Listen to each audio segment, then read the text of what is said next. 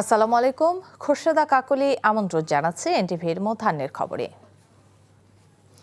Kamalapur rail স্টেশনে আছেন staff correspondent Nahid Prince. কথা বলছি তার সাথে। নাহিদ, আপনি সকালে জানিয়েছেন বেশ উৎসবমুখর পরিবেশে মানুষজন ঘরে ফিরছে, তো বেলা বাড়ার সাথে সাথে যাত্রীর চাপ বেড়েছে কিনা এবং ট্রেনের যে শিডিউল সেটাতে কোনো বিপর্যয় দেখছেন কিনা জানাবেন আমাদের।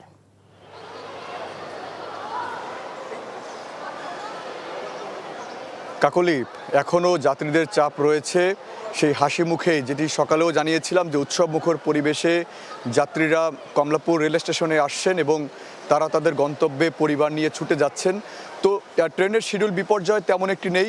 দুটি ট্রেনের শিডিউল বিপর্যয় ছিল, সেটিও তারা খুব কম সময় কাটিয়ে উঠতে পেরেছে। তো এখন ইতিমধ্যে 23টি ট্রেন এই কমলাপুর থেকে ছেড়ে গেছে। আজকে সারাদিনে 42টি ট্রেন এই কমলাপুর রেল স্টেশন থেকে ছাড়বে। তো অপেক্ষা করছে সাধারণ যাত্রীরা। তারা বলছেন যে গত বছরের তুলনায় এবছর আরও তাদের স্বস্তিদায়ক এই ঈদ যাত্রায় তারা পরিবার নিয়ে যেতে পারছেন, কারণ ঈদের ছুটি অনেকটা দীর্ঘ হওয়ায় এই সুযোগটি তারা কাজে লাগাচ্ছেন। যে এই গত 2-3 দিন ধরে মানুষের যে ছুটে যাওয়া ছিল কমলাপুর জুড়ে, আমরা দেখেছিলাম যে ধাপে ধাপে মানুষের যে যাত্রীদের যে চাহিদা সেটি কিন্তু অনেকটাই বেড়ে গিয়েছিল। আজকেও কিন্তু সেই চাপ রয়েছে। গতকালকে সে সবশেষ অফিস করে বিকেলের পর থেকেও যাত্রীদের চাপ ছিল, সকাল থেকেও সেই চাপ অনেকটাই বেশি। কর্মজীবী মানুষরা ছুটে যাচ্ছেন স্কুল কলেজ বন্ধ হওয়াতে। এর আগেই পরিবার নিয়ে সেই ছোট ছোট বাচ্চারা, শিক্ষার্থীরা তারা ছুটে গেছেন। তো আমরা দেখছিলাম যে কয়েক স্তরের নিরাপত্তাও কিন্তু কমলাপুর জুড়ে রাখা হয়েছে। সেই নিরাপত্তার বেষ্টনীতে পুরো কমলাপুর জুড়ে আবদ্ধ করা হয়েছে। তারা 3 স্তরের নিরাপত্তা রেখেছে। এছাড়া বাইরের র্যাবের, পুলিশের এবং সব বাহিনীর কিন্তু সদস্যরা কাজ করছেন নিরাপত্তায়। তো এই ছিল আমার কাছে কমলাপুর রেল স্টেশন থেকে সবশেষ। কাকুলি। দর্শক, কমলাপুর রেল স্টেশন থেকে জানছিলাম ঈদে ঘরমুখী মানুষের খবর। দর্শক, সড়কের খবর জানতে এখন যাচ্ছি সাভারে। সেখানে আছেন স্পেশাল করেসপন্ডেন্ট জাহিদুর রহমান। জাহিদুর, ঢাকা আরিচা মহাসড়কের চাপ কেমন দেখছেন? কাকুলি, সকাল থেকে এখনকার যে চিত্র, সেখানে বলা যায় একরকম স্বস্তির খবরই আপনাকে দিতে পারি। ঢাকা আরিচা, ঢাকা টাঙ্গাইল মহাসড়ক, দুই সড়কে মোটামুটি এখন পর্যন্ত স্বস্তিতে মানুষ ঘরে ফিরছে। আর উদ্বেগের যে বিষয়টা, সেটা হলো যে অনিয়ন্ত্রিত ব্যাটারি চালিত যানবাহন এবং মানে অযান্ত্রিক যানবাহনগুলো দেখতে পাচ্ছি যে সড়ক চাপিয়ে বেড়ানো যানবাহন, এগুলো কোনোভাবেই নিয়ন্ত্রণে আনা যাচ্ছে না।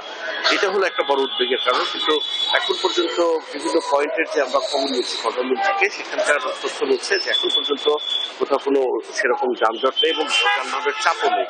আর উদ্বেগের আরেকটি বিষয় হলো যে আগামীকাল এবং তার পরশু দিন থেকে সাভার, আশুলিয়ার শিল্পাঞ্চলগুলো ছুটি হয়ে যাবে।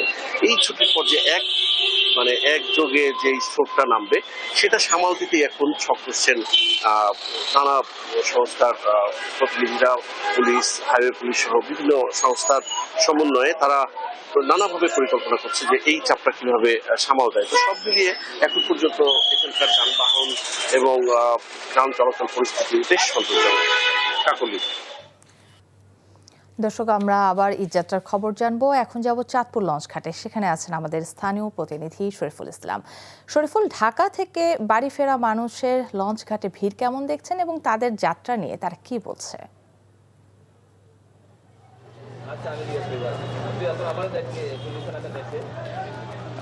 কাকুলি, সকাল থেকে এই পর্যন্ত আসলে যে কয়টি লঞ্চ ঢাকা থেকে চাঁদপুরের উদ্দেশ্যে ছেড়ে এসেছে, আমরা দেখেছি যে আসলে প্রত্যেকটি লঞ্চে কিন্তু কানায় কানায় পরিপূর্ণ ছিল। যে আসলে ঈদ ঘরমুখ মানুষের যে যাত্রা, আসলে পথে পথে আসলে নানা রকম ঝক্কি ঝামেলা নিয়ে কিন্তু তাদেরকে আসলে বাড়ি ফিরতে হয়। তো মূলত দেশের অন্যতম বৃহৎ লঞ্চঘাট এই চাঁদপুর নৌ টার্মিনাল। এই লঞ্চঘাট দিয়ে শুধুমাত্র যে চাঁদপুর তা নয়, দেশের লক্ষ্মীপুর, ভোলা, বরিশাল, কুমিল্লা, চট্টগ্রামের আশপাশের মানুষ কিন্তু এই লঞ্চঘাট কিন্তু তারা ব্যবহার করে থাকেন। তো মূলত প্রতিটি লঞ্চে এখন কিন্তু আসলে ছুটি হওয়ার সাথে সাথে কিন্তু লঞ্চ করে তারা কিন্তু বাড়ি ফিরতে শুরু করেছেন। তো আসলে যাত্রীরা আসলে বরাবর যে অভিযোগটা করেন যে চাঁদপুর লঞ্চঘাটটি এখনো আসলে আধুনিকায়ন না হওয়ার কারণে কিন্তু এখানে যাত্রী ছাউনি, বসার ব্যবস্থা না থাকায় তারা কিন্তু বিড়ম্বনায় পড়েছেন।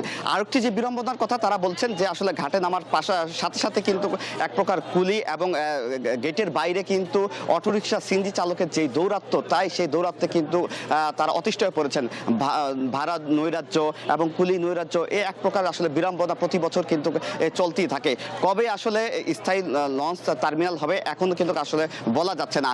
তো আমরা দেখেছি গতকাল মূলত রাত থেকেই কিছু কিছু করে কিন্তু যাত্রীরা কিন্তু তারা বাড়ি ফিরছেন এবং সকাল থেকে এখন পর্যন্ত বলা যাচ্ছে প্রায় 5 থেকে 7টি লঞ্চ কিন্তু ইতিমধ্যে এসেছে। আমার পিছনে বোগদাদিয়া 7 যে লঞ্চটি রয়েছে, এই লঞ্চে বিপুল সংখ্যক কিন্তু যাত্রী আমরা দেখেছি যে চাঁদপুর লঞ্চ ঘাটে এসেছেন। তো আসলে বিআইডব্লিউটিএ, নৌ পুলিশ, কোস্টগার্ড এবং জেলা প্রশাসনের পক্ষ থেকে কিন্তু একজন নির্বাহী ম্যাজিস্ট্রেট কিন্তু সার্বক্ষণিক এই লঞ্চ ঘাটে কিন্তু তদারকি করছেন। এছাড়া লঞ্চ ঘাটের বাইরে একটি কন্ট্রোল রুম খোলা হয়েছে। যাত্রীরা কোনো রকম অভিযোগ দিলে তাই সেই যেই হোক না কেন তাদের বিরুদ্ধে কঠোর ব্যবস্থা নেওয়া হবে এমনটা জানিয়েছেন প্রশাসন। তো স্থানীয় প্রশাসন বলছে যে ঈদে যাতে যাত্রীরা নির্বিঘ্নে আসতে পারে, আবার যেন কর্মস্থলে ফিরতে পারে, সব রকম প্রস্তুতি ইতিমধ্যে সম্পন্ন হয়েছে এমনটা জানিয়েছেন প্রশাসন। তো এই ছিল আমার কাছে ঈদ ঘরমুখ মানুষের সবশেষ। কাকুলি, জানছিলাম লঞ্চ ঘাটের খবর। পবিত্র শবে কদরের সরকারি ছুটির দিনেও আজ মন্ত্রিসভার বৈঠক অনুষ্ঠিত হবে। দুপুর 2টায় সচিবালয়ের 1 নম্বর ভবনে মন্ত্রিপরিষদ বিভাগের সম্মেলন কক্ষে অনুষ্ঠিত সভায় সভাপতিত্ব করবেন প্রধানমন্ত্রী তারেক রহমান। মন্ত্রিপরিষদ বিভাগ বিষয়টি নিশ্চিত করেছে। আজ পবিত্র শবে কদরের সরকারি ছুটি। আগামীকাল বুধবার 18 মার্চ নির্বাহী আদেশে সরকারি ছুটি ঘোষণা করায় মঙ্গলবার থেকে মূলত টানা 7 দিনের ছুটি শুরু হচ্ছে সরকারি কর্মকর্তা কর্মচারীদের। এর মধ্যে আজ দুপুরে মন্ত্রিসভার বৈঠক ডেকেছেন প্রধানমন্ত্রী তারেক রহমান। বৈঠকে ইরান ইসরায়েল যুদ্ধ পরিস্থিতি, দেশের সার্বিক আইন শৃঙ্খলা পরিস্থিতি এবং আসন্ন ঈদ উল ফিতর উদযাপন সংক্রান্ত বিষয়ে আলোচনা হতে পারে। এর মধ্যে সচিবালয়ে পৌঁছেছেন প্রধানমন্ত্রী তারেক রহমান। ঈদ কেনাকাটায় ব্যস্ত নগরবাসী। রাজধানীর বসুন্ধরায় আছেন সিনিয়র করেসপন্ডেন্ট সেলিম মালিক। সরাসরি যাচ্ছে তার কাছে। সেলিম, আজ থেকে সরকারি ছুটি শুরু হচ্ছে, তো অনেকেই অলরেডি ঢাকা ছেড়ে গিয়েছে এবং সামনে আবার ঢাকা ছাড়বে। শেষ মুহূর্তে মার্কেটে ক্রেতাদের উপস্থিতি কেমন দেখছেন?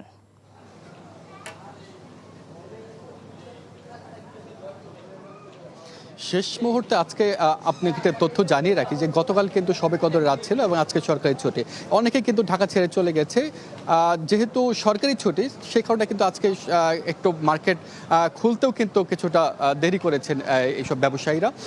কিন্তু সকাল সকাল আমরা যেটা দেখতে পাচ্ছি, আমি এই মুহূর্তে রয়েছে আসলে বাচ্চাদের যে কেনাকাটার যে জায়গাটা, সেইখানে আসলে এই তাদের দোকানগুলোতে। আপনি জানেন যে বাচ্চাদের কিন্তু ঈদের আনন্দ কিন্তু বড়দের চেয়ে বাচ্চাদের কিন্তু বেশি থাকে। এর জন্য তাদের যে পোশাকের রং এবং ডিজাইন, এগুলোতে কিছুটা ভিন্নতা থাকে এবং আমরা কিন্তু এবছর সেটি দেখতে পাচ্ছি এবং নানা রঙের পোশাক কিন্তু এই ক্রেতারা কিন্তু নিয়ে এসছে। বিশেষ করে বিদেশি পোশাক কিন্তু এখানে বেশি। আমি কয়েকজন ক্রেতার সাথে কথা বলার সুযোগ হয়েছে। তারা বলছেন যে এইখানে বাচ্চাদের যে পোশাকের প্রায় 80% কিন্তু বিদেশ থেকে আমদানি করা। এর জন্য দামটাও কিন্তু এবছর পোশাকের দামটা, বাচ্চাদের পোশাকের দামটা একটু বেশি দেখা যাচ্ছে। যে এখানে কিছুটা হয়তো কালারফুল বা ডিজাইন একটু ভালো সেগুলো পোশাকে কিন্তু সেই পোশাকের দাম কিন্তু 2500 টাকার নিচে পাওয়া যাওয়া কিন্তু খুব কঠিন হয়ে যাচ্ছে এবং পোশাক কিন্তু 6, 7 এবং 10,000 টাকা পর্যন্ত এই পোশাক কিন্তু বিক্রি হচ্ছে।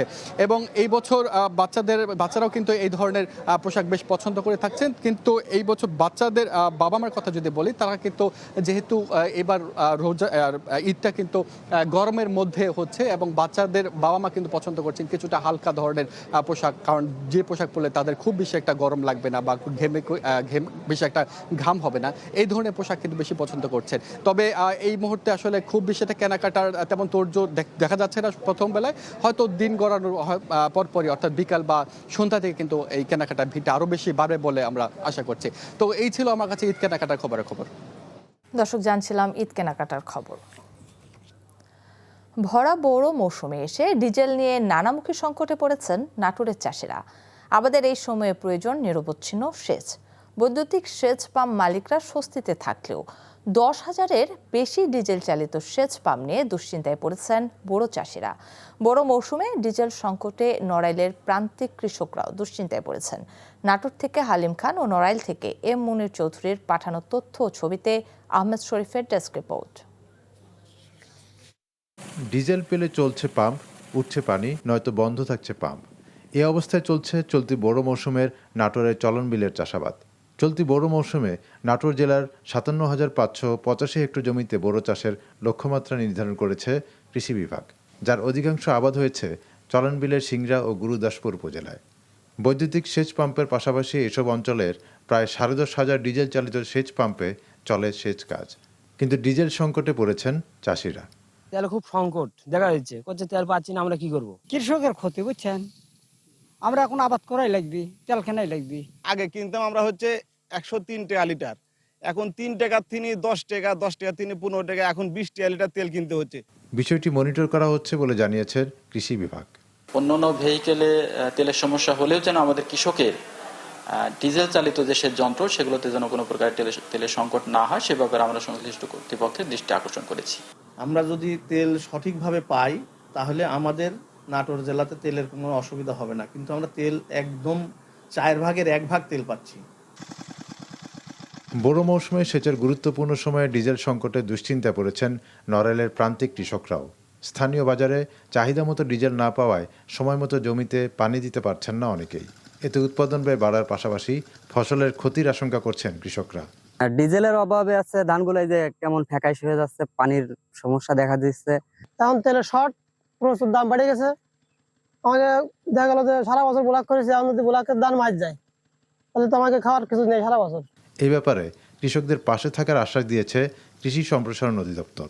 প্রত্যেক ডিজেলের দোকান পরিদর্শন করছে। কালকেও আমাদের কালিয়া উপজেলায় পরিদর্শন করছে এবং সেখানে যারা বেশি দামে বিক্রি করতেছে উপজেলা প্রশাসনকে নিয়ে সেখানে মোবাইল কোর্টও পরিচালনা করছে।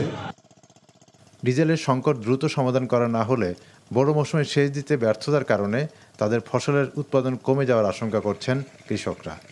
আহমেদ শরীফ, এনটিভি নিউজ ডেস্ক। তিস্তা প্রকল্প বাস্তবায়নে চীনকে পূর্ণ সমর্থন এবং প্রয়োজনীয় সহায়তা করবে জামাত। এছাড়া চীনের অর্থায়নে ঢাকা বিশ্ববিদ্যালয়ের আবাসিক হল ও ১,০০০ শয্যার হাসপাতাল নির্মাণ কাজ দ্রুতই শেষ হবে বলে প্রত্যাশা করেন জামাত আমির। সকালে রাজধানীর মিরপুর ১৫ আসনের বাসিন্দাদের মাঝে চীনের সহযোগিতায় ফুডপ্যাক বিতরণ অনুষ্ঠানে এসব কথা বলেন ডক্টর শফিকুর রহমান।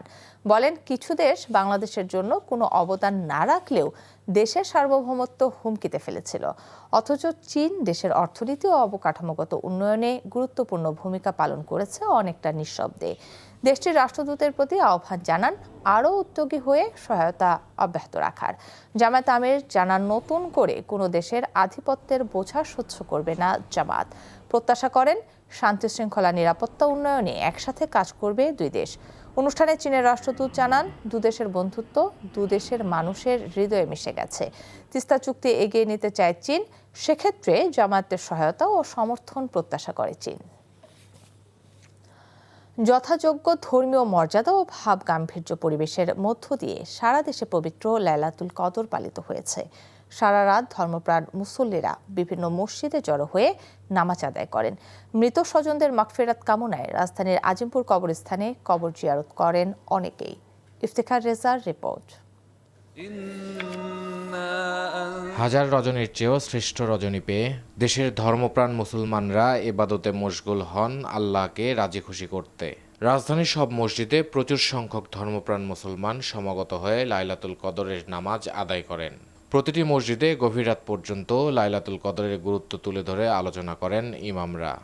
রাতে ধর্মপ্রাণ মুসলমানরা নফল নামাজ, পবিত্র কোরআন তেলাওয়াত, জিকির আজকার, দোয়া ও আখেরি মুনাজাতে শরীক হয়ে আল্লাহর কাছে ক্ষমা প্রার্থনা করেন।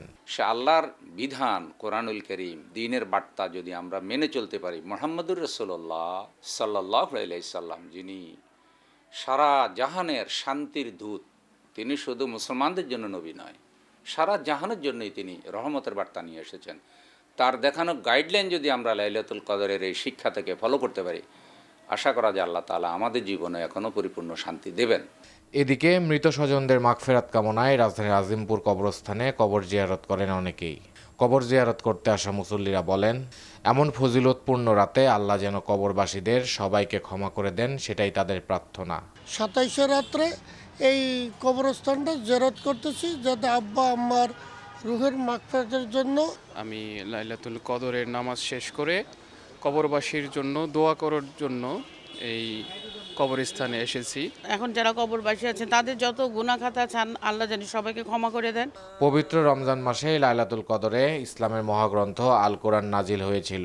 এ রাতে মসজিদ সহ বাসাবাড়িতেও মহান আল্লাহর নৈকট্য লাভের আশায় ইবাদত বন্দগীতে মশগুল ছিলেন ধর্মপ্রাণ মুসল্লিরা।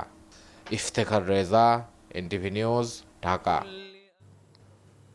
এই ছিল মধ্যাহ্নের খবর। এই খবরের ভিডিও সহ আপডেট জানতে ভিজিট করুন এনটিভি অনলাইন www.ntvbd.com। এছাড়াও এনটিভি জনপ্রিয় সব অনুষ্ঠান ও খবরের আপডেট জানতে ভিজিট করুন আমাদের ইউটিউব ও ভেরিফাইড ফেসবুক পেজ। দুইটাই দুপুরের খবর দেখার আমন্ত্রণ রইল। ধন্যবাদ সবাইকে।